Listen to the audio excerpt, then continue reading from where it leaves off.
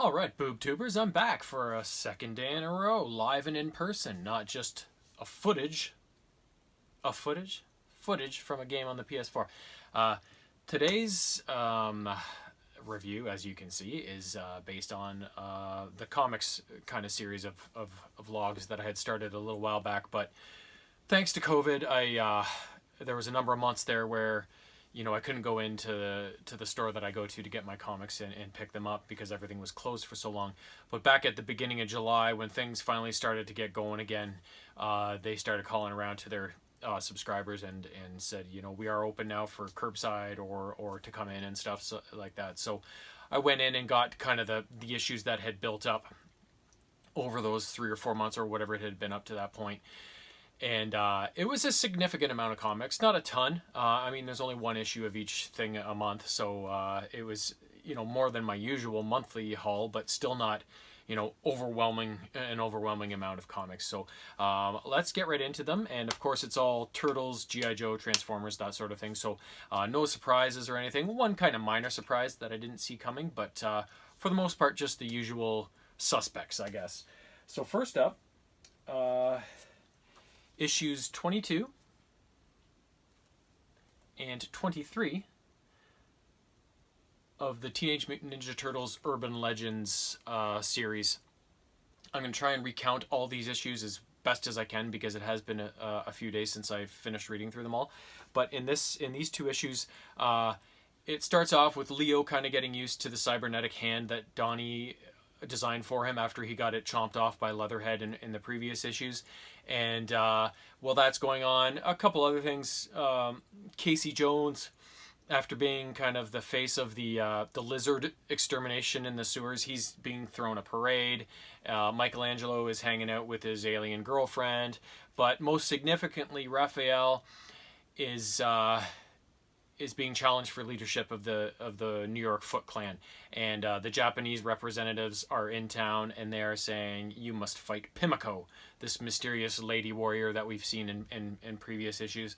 And so a duel kind of sets off between them for leadership of the Foot Clan. Raph gets the upper hand in the end, and ends up like he's gonna defeat her and take leadership of the Foot Clan, but they say, "You must kill her."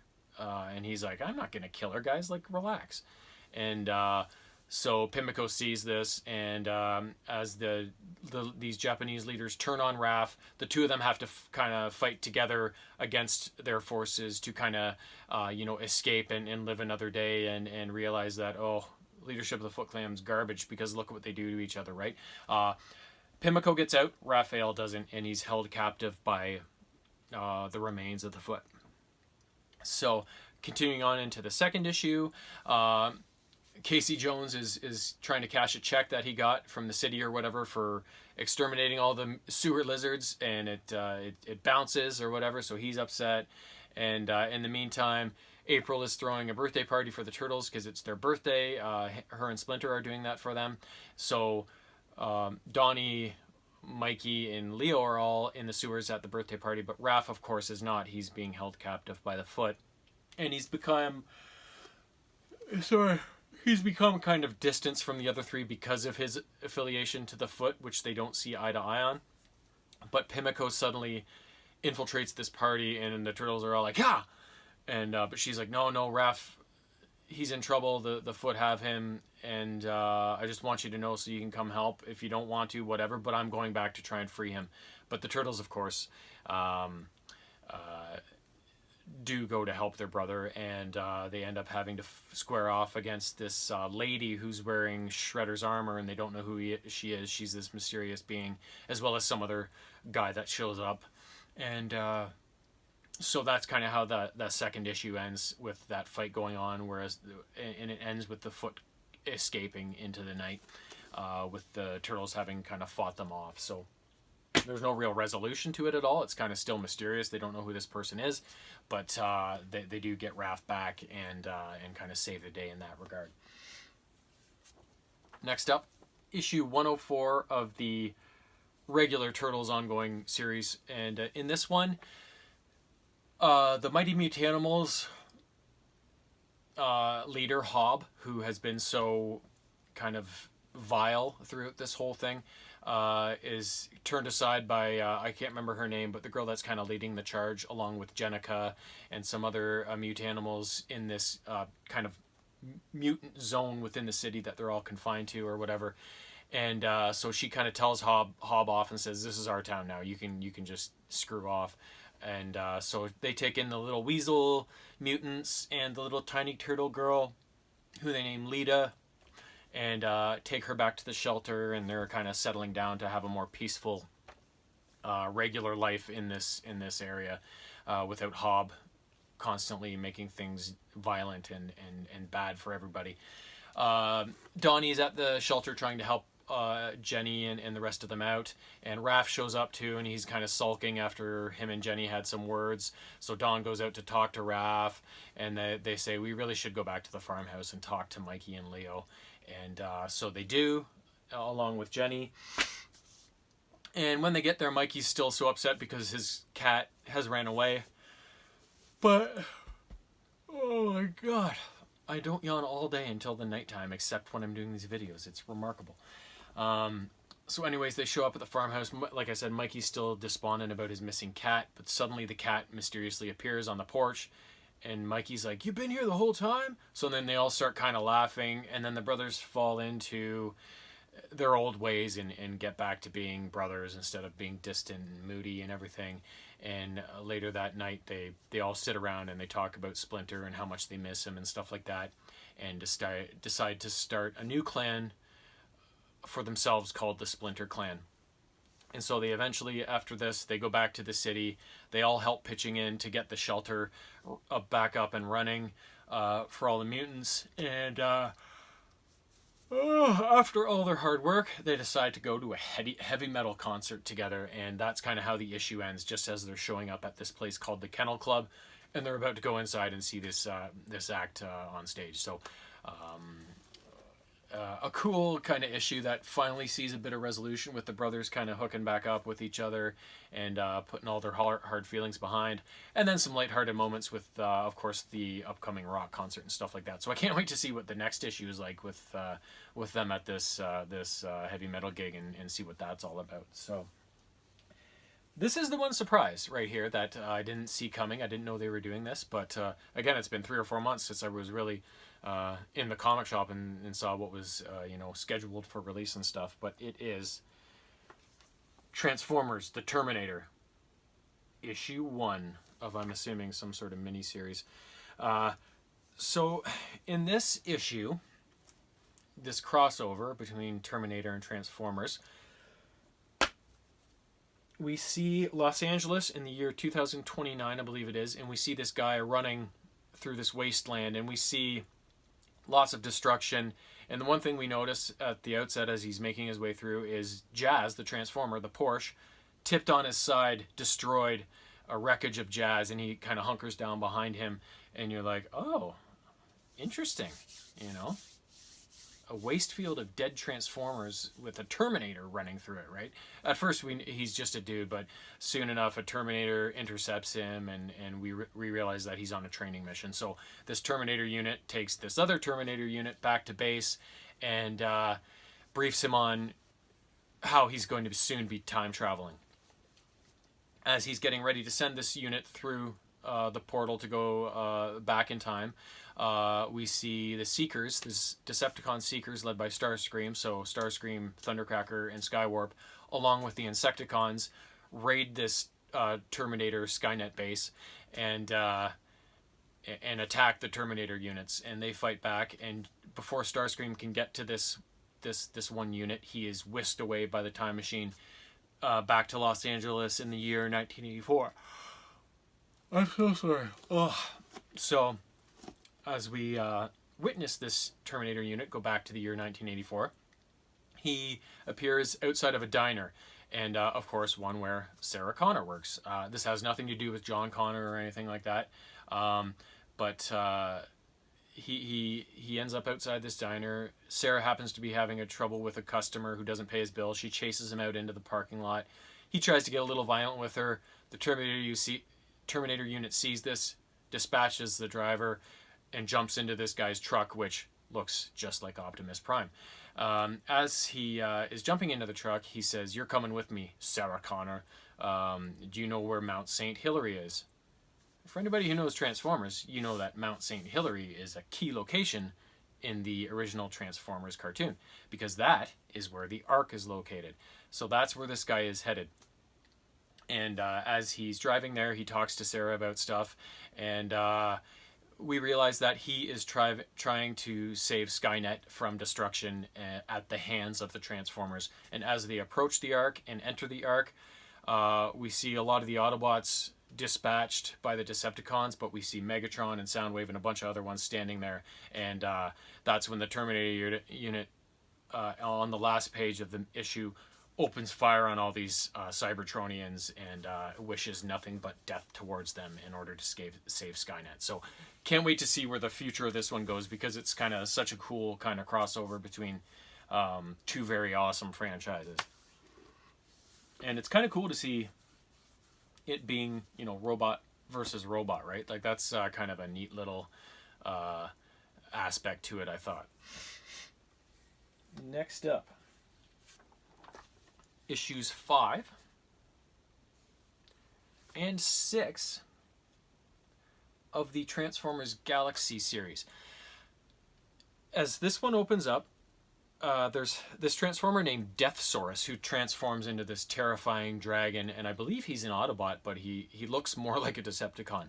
And him and Cliffjumper are going to a planet called Probat, which the native Probats, I guess they're called, harvest and mine energon for the Transformers' use. And so Deathsaurus is there to make sure everything's running as it should be, and he's ready to take the next shipment. So he sends Cliffjumper off on some errands, and Cliffjumper's having a weird time of it because the Probats keep mistaking him for Bumblebee, who has gained a lot of notoriety with them for his heroic deeds. And so he's all confused about, I'm Cliffjumper. Nobody knows who he is. They just care that they think he's Bumblebee. And so he's having a weird time adjusting to this. And in the meantime, Deathsaurus, we see that he's not a noble Autobot. He's actually treating the Probats very badly. And when he finds that they've fallen behind production, he gets upset. And then he discovers that they've got a kind of a hidden hoard of energon that they've tucked away for kind of an insurance policy, I guess. And when he finds this, he goes into a rage and he kills their ambassador to the Transformers or whoever, but he kills one of their top members and goes berserk, and he's ready to light fire to the whole planet basically. And that's when Cliffjumper, right at the end of the issue, Cliffjumper comes in and discovers him raging like this, and Deathsaurus kind of takes Cliffjumper, puts his head through a wall, and is like, whatever, I don't care what you think. Shit's about to go down here. These guys aren't gonna get away with this sort of thing. So then in the second issue, in issue number 6, Cliffjumper kind of has to wake up from being slammed into the wall and being beaten down a bit and decide what he's gonna do about this, because he's just this little insignificant unknown Transformer against this hulking behemoth that is Deathsaurus. And to make matters worse, to the Probats, it's been led to believe that he's the one that killed their prime minister or ambassador or whatever he is. So he's kind of being hunted down by the Probats for doing that. So the issue is kind of him fleeing from them and having this inner monologue about, what the hell am I doing here? What's going on? And how am I going to get out of this? And that's when he stumbles across a young Probat who knows that he's innocent. And so Cliffjumper takes him along, and they try and figure out a way for him to get out of this jam and live another day and gain innocence and that sort of thing. And in the end, he takes the fight to Deathsaurus and is ultimately victorious. And when he gets back to Autobot HQ, he has to make up a story about all the violence that went down and kind of cover for that, and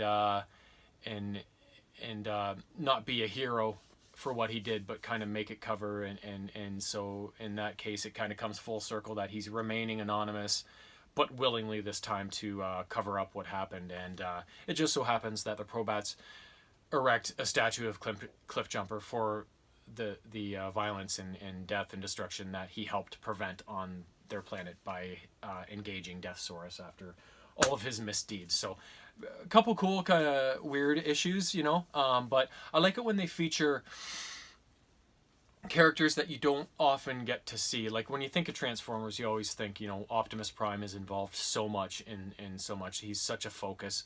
And then you get other guys as well, like, you know, Prowl and Jazz and all the main guys that get most of the attention. It's always nice to see guys that you always see and you know who they are, but they don't get really as fleshed out character-wise as a lot of the big guys do, you know. So I like these issues that kind of deal with the more background characters and help them get some face time, right? So next up, 3 more Transformers issues. First up is this is from the ongoing A Bold New Era series, which the Galaxies one kind of spawns from, but this is kind of the main one. So issue 18.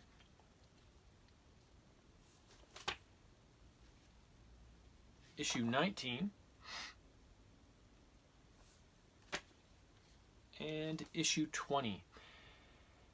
And issues 19 and 20 kind of take a new vein called Rise of the Decepticons. So it kind of, 18 is very different from 19 and 20. 18 focuses on 3 Autobots named RC, who everybody knows RC, as well as Greenlight and Gage. Greenlight is a more peaceful kind of guy, and I don't know if he's in love with RC or if he's just really good friends with her, but she's kind of his main friend I guess, in life. And they're both looking over this newer Autobot named Gage, who's a smart young Autobot and is only around because of the death of another one that happened earlier in these issues, more towards the start of this series. And so they're going over the philosophy of trying to protect Gage, and she's only here because of the death of that other one, and so we want to protect her and keep her from all this weird Ascenticon activity that's causing so much violence. And so Greenlight has looked into getting off Cybertron on one of the next ships that are going off planet to explore the galaxy and settle somewhere else, sort of thing. But RC is incredulous at leaving Cybertron and not helping out with setting it to rights with all that's going on. But as they're talking about all this, a giant tether, I'm not sure what it tethers, but a big, huge cable above Cybertron that obviously holds something in check comes down right in their area and causes all sorts of destruction. And in the aftermath, RC and the other Autobots in that area get attacked by an Ascenticon who is in the region, who they assume is partly responsible for this tether coming down. And so this Ascenticon shoots Gage and enrages RC, and so she goes after him and gets into this big kerfuffle with this character, and it kind of unfolds from there in this kind of race for RC, Greenlight, and Gage to get on one of these ships and get off planet, because RC sees through all of this that Gage deserves more, Greenlight deserves more. Let's get off planet and get away from this dangerous place. And so there's one last ship leaving Cybertron as Cybertron's going into kind of a lockdown, and they race to get onto the ship and get on right at the last minute and set off to the stars. So that's kind of where issue 18 goes. Now issues 19 and 20 go back to the main story, and there's a lot of there's some action in these 2 issues, but there's a lot of posturing. It's kind of Megatron taking control of the Ascenticons for the next phase of their operation, kind of letting it know to the reader that they were in charge of the tether falling and all the destruction and confusion afterwards that happened being of their doing. And so he's posturing to have his forces in the right spots, and he's telling Soundwave what to do, and all of his other guys, and he's saying we got to cut Bumblebee and Alita 1 loose. So all these arrangements are being made for this stuff to go on. Meanwhile, on the Autobot side of things, Optimus Prime, or Orion Pax, as I guess he is at this point, is talking to Sentinel Prime, who is the leader of the Autobots at this point, about what they have to do, and that he believes Sentinel Prime isn't pursuing the right path at this point to properly save Cybertron and stop the Ascenticons and make everything right. So there's all this kind of confusion and dissension within the Autobot ranks and stuff like that. And one of the main topics involved is the fate of the Titans, these massive Transformers that kind of have been in stasis for so long. Although a couple of them have become active lately, Lodestar and the other one that attacked Cybertron, I forget its name. But that has a lot to do with their thoughts and what they want to do in the future to keep the Ascenticons in check. So there's all this arguing and stuff like that. And then as we get into issue 20, there's a little bit more action in this one. Prowl and Sideswipe specifically are the main characters in this one. And they go on a fact-finding mission, I guess, to go see the Decepticon Swindle, who is a member of the Combaticon team, the Joiners. And he's always been a smooth-talking, deal-making, evil kind of genius, right? So they know that he's up to something. So they go to invade his operation, which involves, gambling and violence and all that sort of thing. And once they get there, they get into this kerfuffle and things happen. And they end up with taking an Ascenticon into custody that they hope to get some answers from. And there's also a side story very briefly touched on with one of my favorite Transformers, Hound, who I love. After Wheeljack, Hound is probably my favorite Transformers. Those are probably my top two guys. And so I love to see when he's involved. So he's talking to some alien being about the death of one of their native species, and I don't know exactly what's going on there, but I'm sure that will unfold and have some sort of relevance to the story, but it's still kind of a background mysterious kind of aspect of the plot line at this point. So so lots of Transformers this time around, that's for sure. Next up, 2 G.I. Joe issues from the Wanted series, issue number 5 and issue number 6. So this is a weird one because Cobra's kind of won, they've kind of overtaken G.I. Joe and they're kind of in command, and G.I. Joe's kind of the ones in the background fighting against Cobra from an underdog kind of standpoint, right? So in issue 5, Jinx and Stalker, I believe it is, head to Indianapolis, which is now called Dreadnoughistan, where the Dreadnoks reside, and in an effort to help the Dreadnoks, because the Dreadnoks and the people of Indiana were attacked by Cobra and their Bat android units, and basically, Indianapolis was reduced to a population of barely over 60 people, and they're just fighting to survive. And Zartan and his comrades are about to kill Zartan's own father with a gunshot to the head, because he has become injured and is no longer of any use. He can't work in the fields or whatever to help produce food or whatever. He can't do anything because he's so injured, and it's just another mouth to feed without anything in return for eating that food, right? So that's how desperate everything is.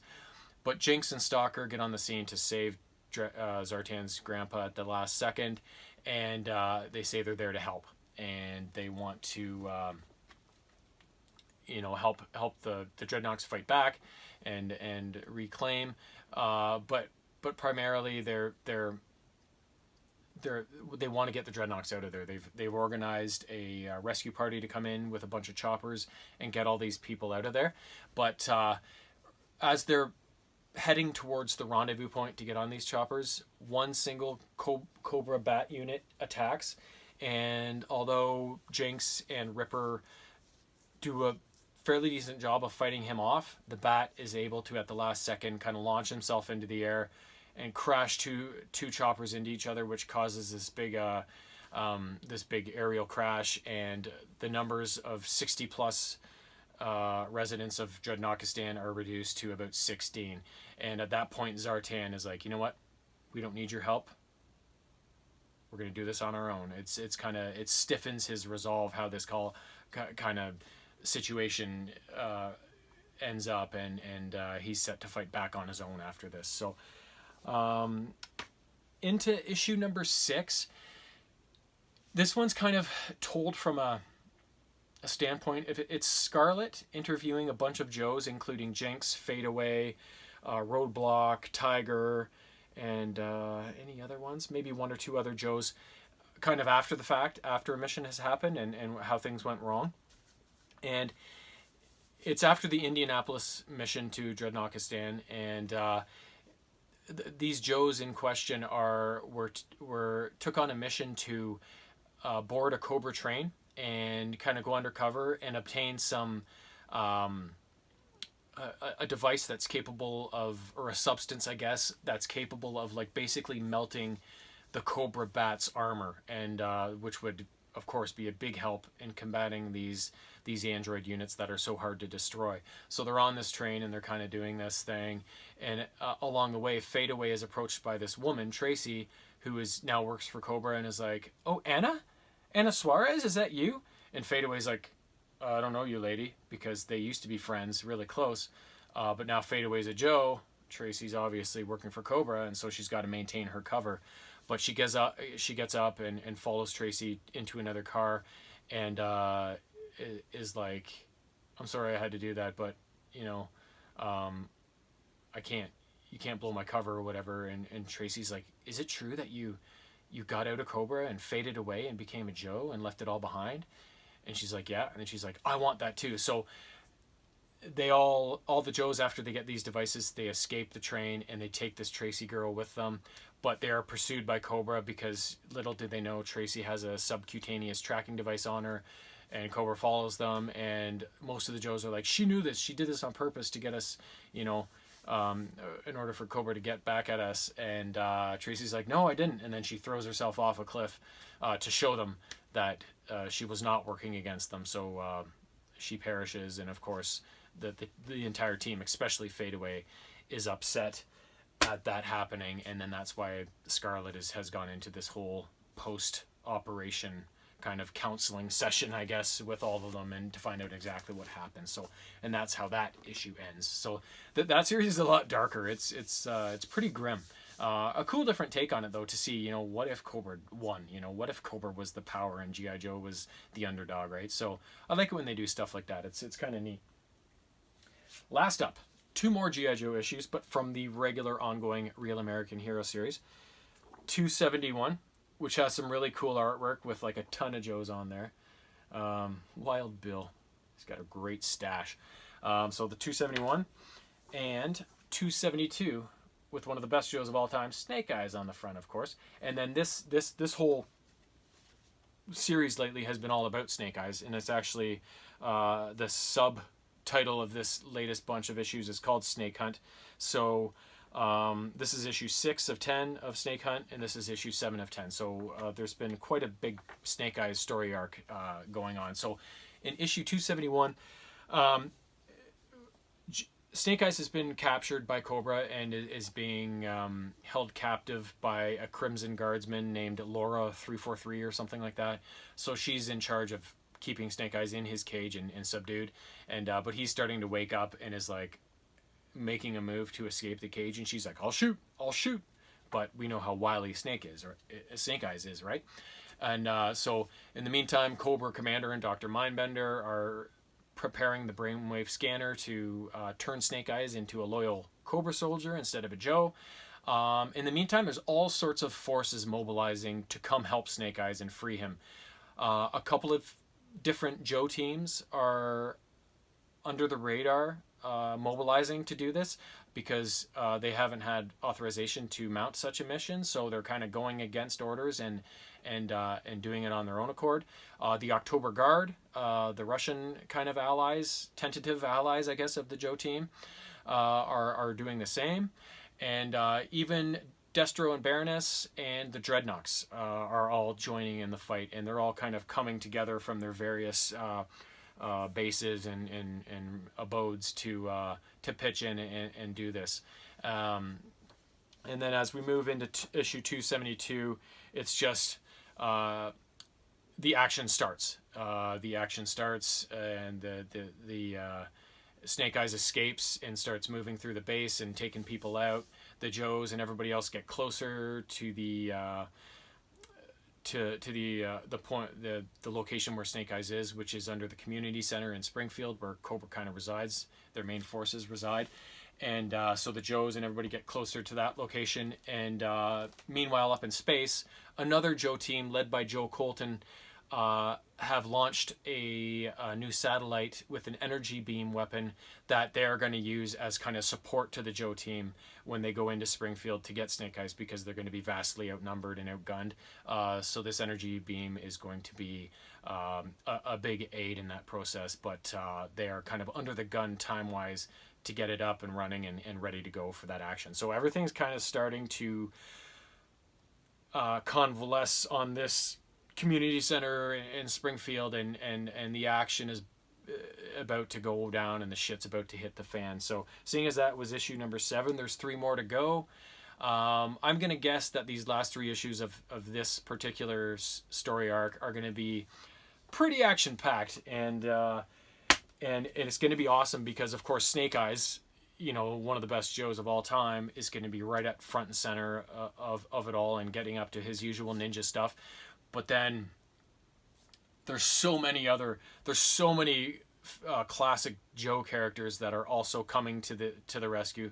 So there's going to be so many other characters involved, and then you've also got the Dreadnoks involved, and then you've got the concept of Destro and Baroness working against Cobra Commander, so you could have them butting heads. So there's a lot of cool stuff going on as this mini story kind of comes to a close, and I can't wait for the next 3 issues to arrive and see how it all ends up. So I plan on going, like I said, I think I went at the end of June or the start of July to get all these issues, so I hope to go at the end of July / beginning of August, depending on when I can get down there, and start making that my normal pickup time for my monthly issues at this point. So I should have something by, you know, my next one in about a month from now, by mid-August, my next comics vlog posted and on the airwaves for all 12 subscribers to see. So until my next post, I don't know when that will be. Stay cool.